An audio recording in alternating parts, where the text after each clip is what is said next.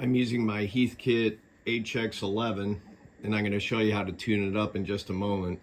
But first we need to QSY because I'm on a SKCC frequency of 7.114, a frequent hangout for straight key people. But there's currently a single sideband QSO distant.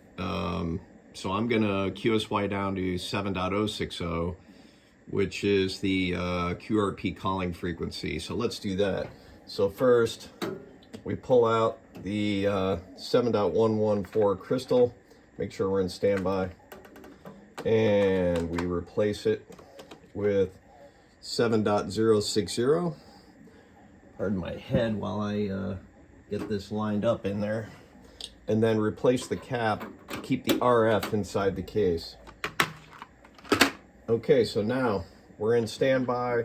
Let's go to tune, let's go to grid. It's already on and warmed up. So let's change the SDR down to 7.060. There, I have a shortcut over here on the right panel. And nobody's there. We'll wait for a minute. I already checked it to make sure that no one was there. And I could do this on a dummy load, but we get better results if we do it on an antenna. Better results meaning I think you'll better see the grid and plate performance of the HX-11. Okay, it's pretty clear no one's there. So we're in tune. We'll go to transmit. We're in grid. We'll press the key and we'll adjust for about 2.5 milliamps on the lower scale, 0 to 8. So there's about 2.5. We'll switch to plate. We'll switch to operate. And we're gonna dip the plate, as it were. So I'll let the meter settle down. Find the dip. Okay, now it's a little high. It's 140 milliamps. We need to reduce the loading a little bit because it really should be around 120 milliamps. Dip again. Okay, we're good. Now let's check the grid. Okay, it fell off just a little bit. We'll increase it to about 2.5. Go back to the plate. Redip. It's a little low. We'll bring it up using the loading. And dip again. Okay, looks good. I think we're all tuned up. You can see we're getting about a little over 30 watts on the Drake watt meter, which is about normal for a 50 watt input novice ham radio from the 1950s.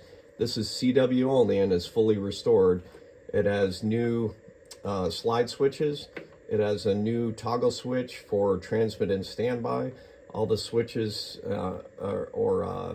selector switches and have all been cleaned on the inside.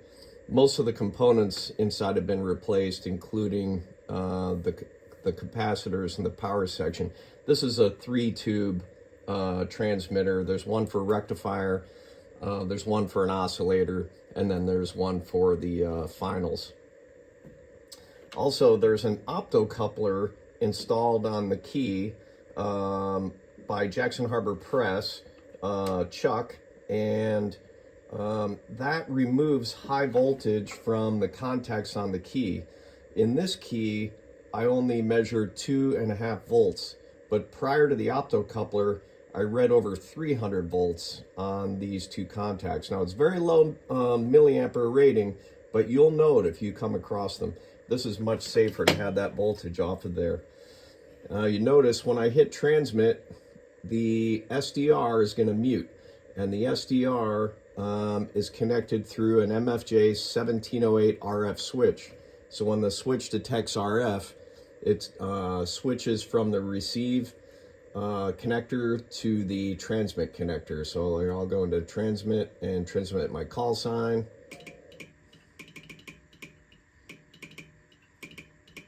W3KW. And at the end of transmitting, you can set the recovery time, but it goes right back into receive at the end.